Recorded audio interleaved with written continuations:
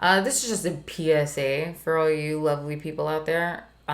Supporting staff is not mad at the writers and the actors for striking. Please do not believe the CEO's propaganda.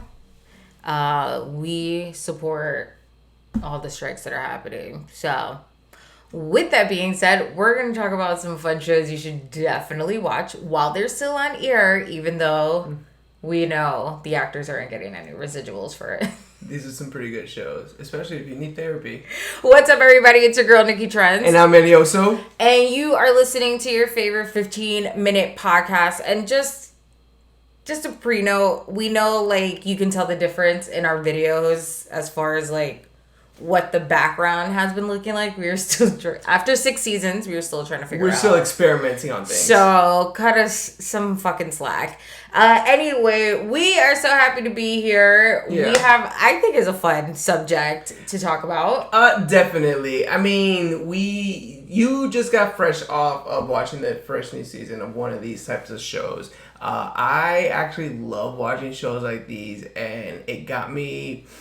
you got me into it with the certain one we're going to talk about, but we're going to just pull the Band-Aid off. It's adult animated. Do they call them sitcoms? Sitcoms, right? I guess it's just called the adult cartoons. Well, so these are specific ones we're talking about, though, because all of us grew up watching The Simpsons. Every other person I know watched The King of the Hill. You know, we're not talking about things like that. We're talking about these new shows that have come out that really dive deeply into growing up, into family structures, into things like psychology, stuff people don't want to talk about, you know. And they really put a comedic spin on it to make it worth talking about. So...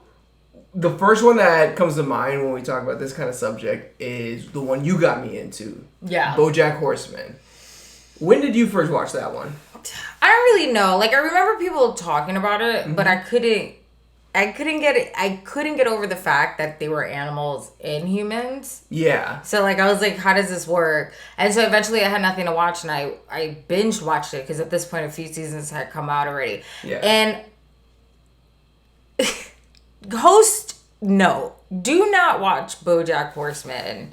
Please do not binge watch BoJack Horseman in a short amount of time, because although it has funny situations and things that make you go, what the fuck, it is sad.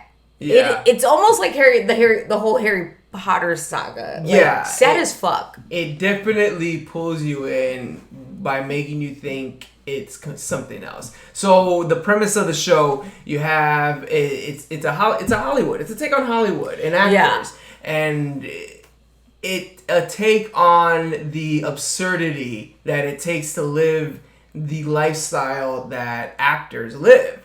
And what it does is it really humanizes the things that they go through, because it's at the end it's the things that we all go through. So you got BoJack Horseman, a washed-up actor who shows up, who started. He's not washed up. Is he washed up? No. How about a actor who has a lot of problems, like a Charlie Sheen type? You know, he's got a sitcom. Right, it made him success. Now he's trying to get into... Why are you yelling? The mic is... Now he's trying to get into dramatic roles with film. Yeah, he's trying to be taken more seriously. I mean, you guys can look it up, what it's about. But the whole idea of, like, we're supposed to...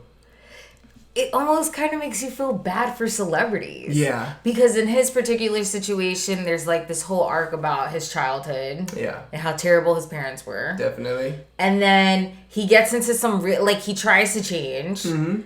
Then he gets into, like, some real fucked up, questionable situations that you're like, bro. Let's talk a little bit about how in the whole series he attempts to change. Like, yes, a lot. Every single season he really makes an actual attempt. And it when you watch it, you can't help but think about the times in your own life where you keep messing up. Yeah. And, like, there's always, like, this hurdle that you can't stop getting over. Yeah. And that's his thing. Like, alcoholism's huge with it too. Oh, and the drugs. The drugs, the alcoholism. Well, can I say what's funny is that he's a horse, so he can take an abundance. Yeah. So that's the funny thing too, that all the characters, and you pointed this out, all the characters are animals. Yes. Animals are humans. Like 50, yeah. But the ones that are animals, it's like they represent the overindulgence or something of whatever the psychology of that character is. Oh, really? Mr. Peanut Butter, for example. Oh, yes. What do you say about him? Okay.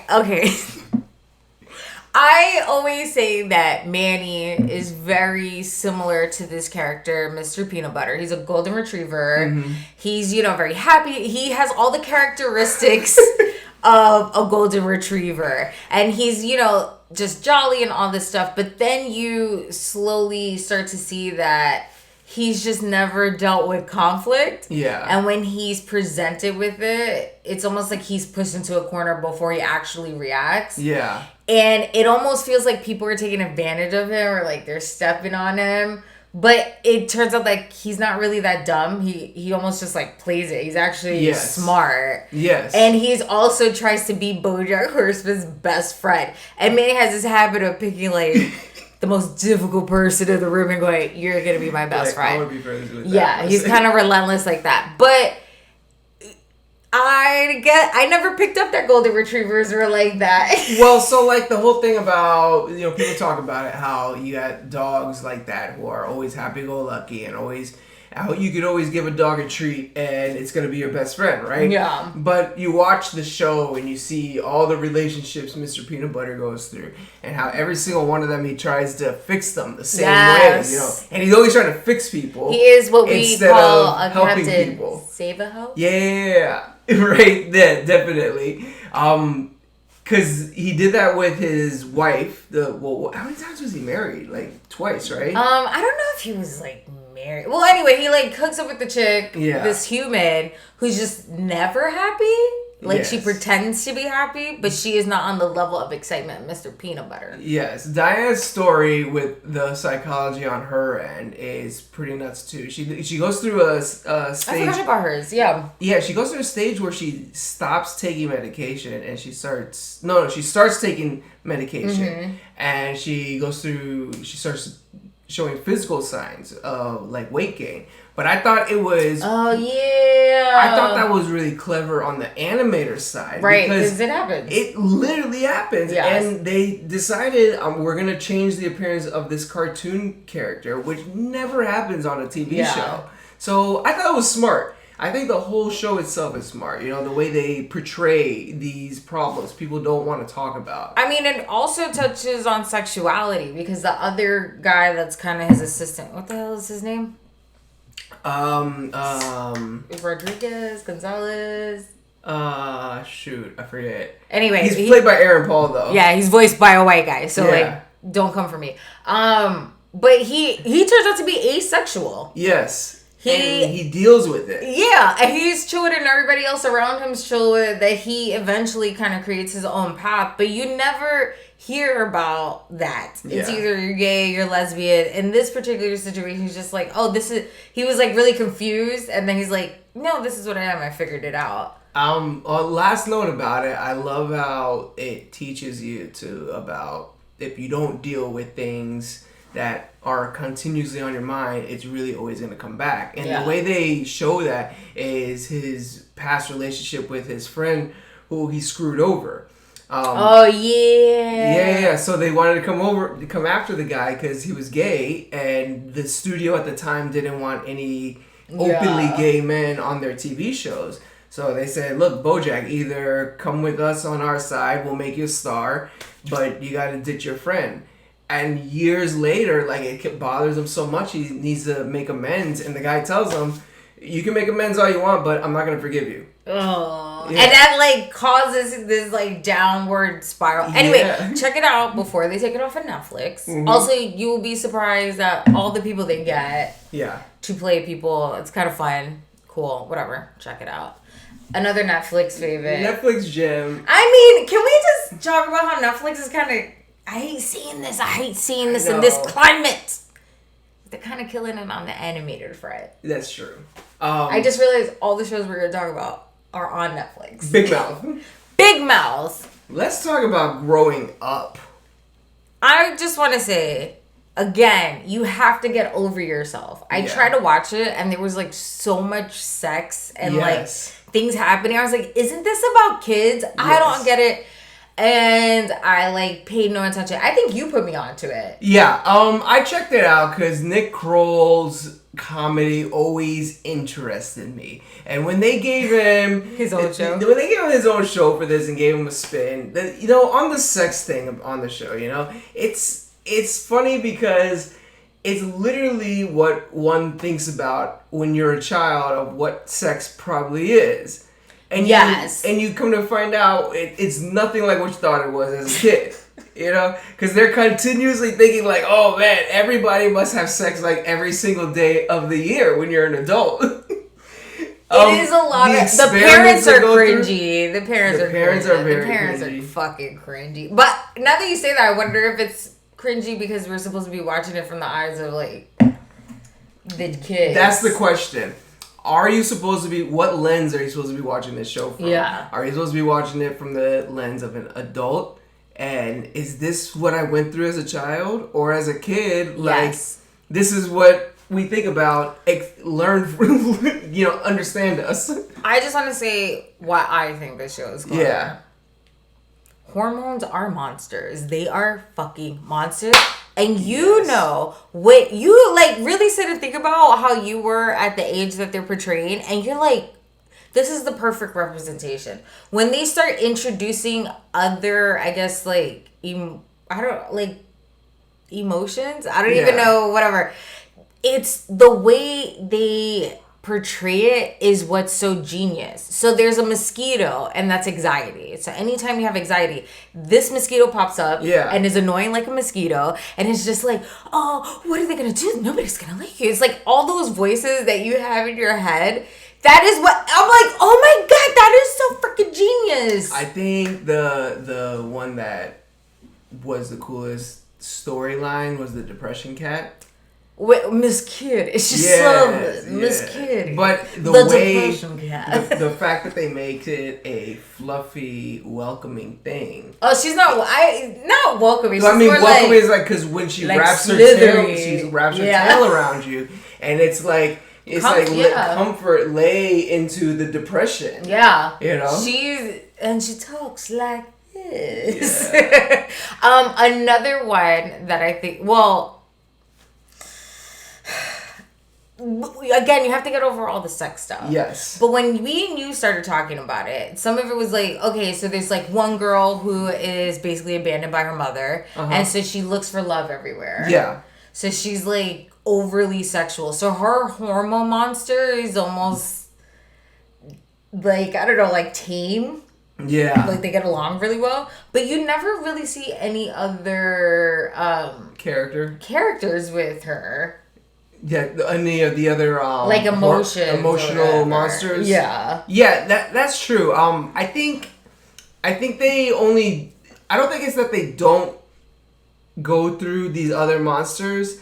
It's got to be just the story thing, because I think it would be so much if they had to have every single character go through every single one of them, Well, because they didn't. They all went through the important ones. They all went through the anxiety bugs. Yeah. Every single one of them, because of the test, because of the puberty, every single one went through the anxiety bug. But we only saw the depression kitty for a couple of them. Yeah. Because only a couple of them we saw the things they were going through. Actually, one. Yeah, only one of the... Yeah, I think it was like one. One character, yeah. I'm sure all of them in their own lives have a Maury. Oh, but he's disgusting. But you're like, oh, boys are gross. I'm always like asking, is that what it's like for boys? But then there's the other side of the coin, because we talked about it. Because Jay, who is basically a ne'er-do-well, I guess. What's the word for a child who is basically raising himself and just is a troublemaker at the same time, right? Yeah. Whatever Jay's character is. This kid, I feel, at the down to it, is somebody who had to grow up fast. Yeah. You know, he had to grow up quickly because he had to take care of himself and fend for himself and his family because his father's not around, his mother's not around, and his two older brothers who are in high school. A big major difference of where he is. Yeah. You know, he's got no one around. So we always talked about how he doesn't see any of these emotional monsters other than the fantasy relationship he has with his pillows. Yeah, which I think it's because he had to grow up quick. Yeah. That's another one. Well, I will say, okay, so you haven't really watched this show, which I'm kind of upset at you about. And they canceled it. Or did they cancel it? I don't remember. Don't quote me on that. Human Resources. Yes. If you want to talk about genius. Spin-off of Big Mouth. I've heard really great things about it, though. Remember those little monsters we were talking about? The little hormone monsters, the little anxiety? So basically it's a workplace comedy. And it is about all the different departments and how they have to... In a person's emotional life. Yes, and how they all come together. And so, like, each person may have a depression cat and, like, a love bug and, like, this. And they all sit in boardrooms and they try to figure out how to solve the problem. And it is fucking hilarious. They have this thing called Jeff the Grieving Sweater. Is it his name? Yes. This one. Or Gary the Grieving Sweater. What you told me about this is actually the thing that I thought is what really speaks to us as adults watching this. So tell me about that character and how you explained it. So there is an episode where one of the case studies has Alzheimer's. She's really old. And she's coming into a point in her life where, you know, she's getting sicker and sicker. And her son's taking care of her. And she's living with him. And he just can't accept that his mom's getting sicker and sicker. And so he's like, I'm going to take care of her. I'll do it. Da-da-da. And so while he's doing that, everyone also has a logic rock. So that's basically like, that keeps everything logic. That is the job. No emotions. All logic. And so his logic rock is like, you know what you should do? We should do this. This makes perfect sense. Meanwhile, Gary, the grieving sweater, he's literally a sweater. He talks really softly like this. And he goes, hey, guy, I'm just here. They sent me here. You know, sometimes when this happens, do you need a hug? And everybody's like, who the hell is this? Like, they're going nuts. And he's just like, hey, I find that sometimes people like to pray. Whatever your faith is. And he's like, I don't want to talk to you. Like, the guy's, like, running away. Like, he needs to find his mom, whatever. And then eventually what happens is that he's ignoring his grief. And the grief sweater becomes, like, this huge monster. And is, like, chasing. He's like, if you don't go through it, you can't get over it. And he's talking about grief or whatever. Yeah. And so eventually, at some point, the father really comes to realization this is happening. And so then the sweater gets really small. And, like, he goes, hey, you need a hug? And the guy's like, yeah. So he puts the sweater on. Yeah. And the sweater's like, hey, what do you want to do? He goes, oh, I think I want to pray. He goes, okay. And then I'm, like, crying hysterically. Because I'm like, oh, my, this was so beautifully portrayed. Yeah. Like, I really encourage everybody to watch it. And we'll put it in our notes, like, what episode it is. But anyone who knows me, like, my grandmother has Alzheimer's. She's, you know, getting older.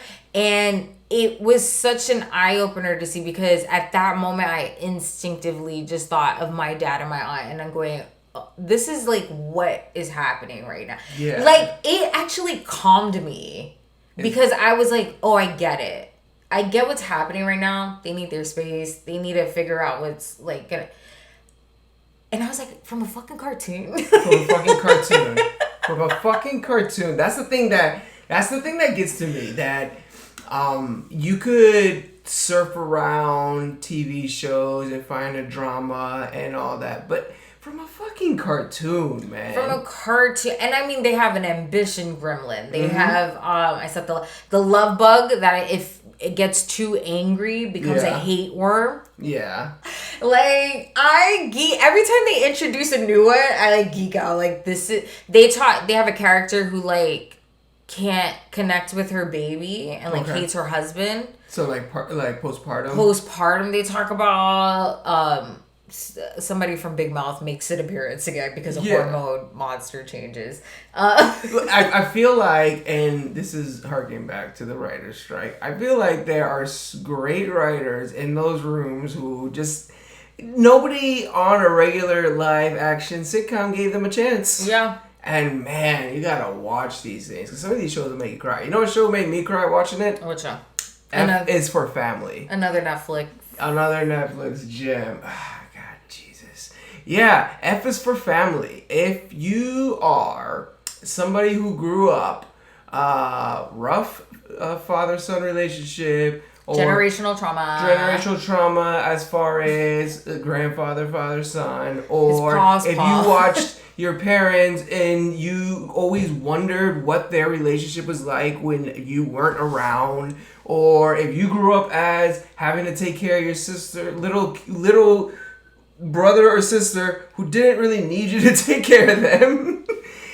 Family drama, this show was really something to me, because we actually we finished watching BoJack Horseman. Yeah. And I was on you needed a fix, a depression fix. I was on a depression drama roller coaster. He's like, I want to cry. I'm gonna listen to Adele while I love. Yeah, and I was just like, these like cartoon therapy sessions, they're kind of helping out. I mean, seriously. So we checked. Oh, that show was wholesome. Out of all of those other ones, because all the other ones take your emotions and make it into some fantastical thing that just you can't explain, so we have to turn it into a monster or to an animal or. Okay, I get what you're saying. Yeah. But F is for Family takes these emotional family situations, puts a comedic spin, but it's still realistic. So it's from Bill Burr, right? Bill Burr, yeah. Bill Burr's mind. And it takes place in the 70s. I want to say the mid or late 60s, maybe? Maybe early 70s? Olden times. Early 1900s. Probably 70s, yeah. Mid 1900s. Back then. So, it takes place at that time. So, you're free of the technology like cell phones. You're free of the internet. Yeah. You're free of things that probably make it hard to write a story about family structure like that. And so you got kids walking around the street. Yeah. You got teenagers listening to music. You got all the stuff that annoys a person in a family, Well, it's because the central character is just completely annoyed by his whole family. It makes sense. The drama on that show makes sense because of the time that it's based on, because it's the 1960s, 70s, or whatever. It's almost expected that they would have that kind of generational issue. Yeah.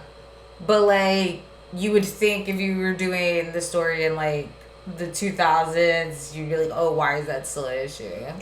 So that's actually really smart. In the show, Frank, the main character, the father, he always talks about how he grew up and his father was the worst ever. So the whole show, he's trying to make up for that by trying his best to be a better father, a better version. But he's also constantly threatening to throw his kid through a wall, or constantly,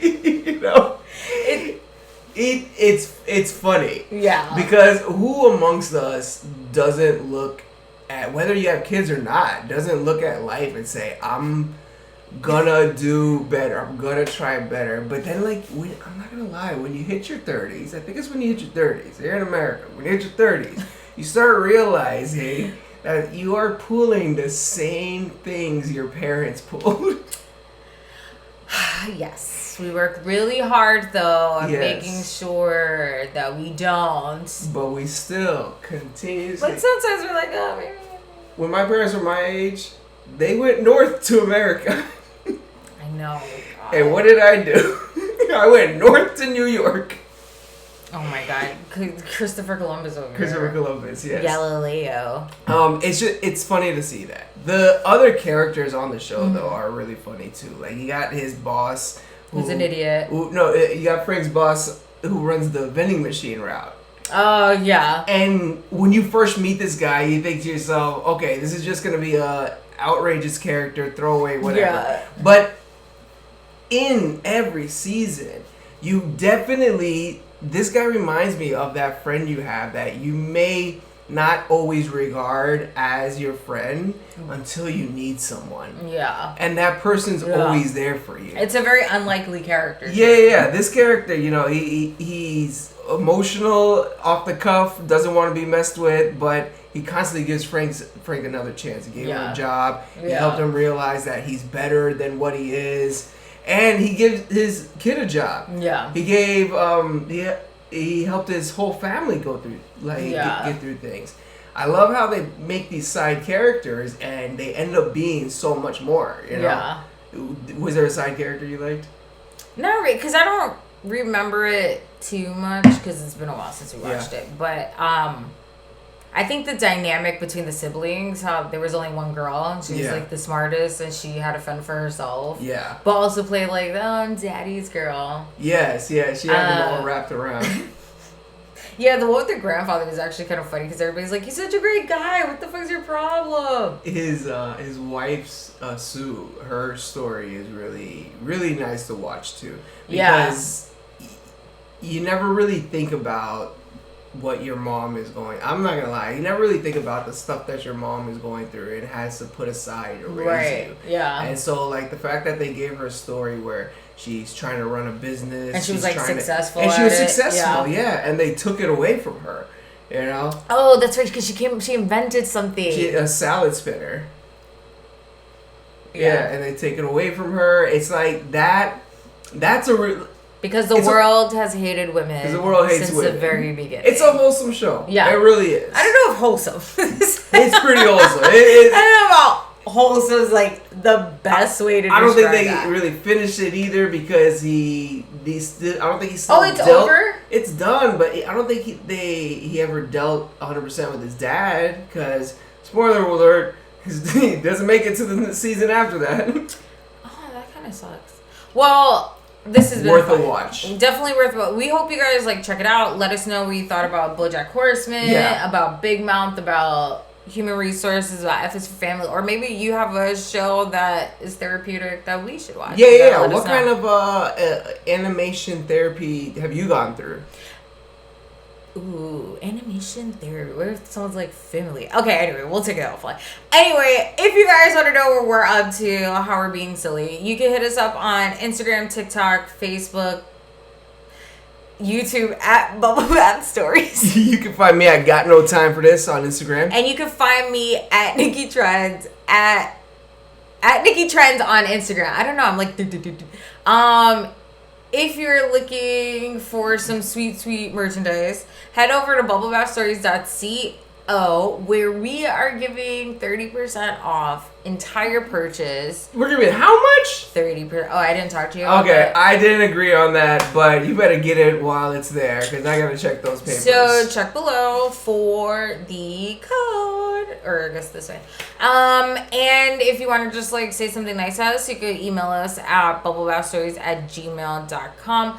Until next time, you sexy people. Bye.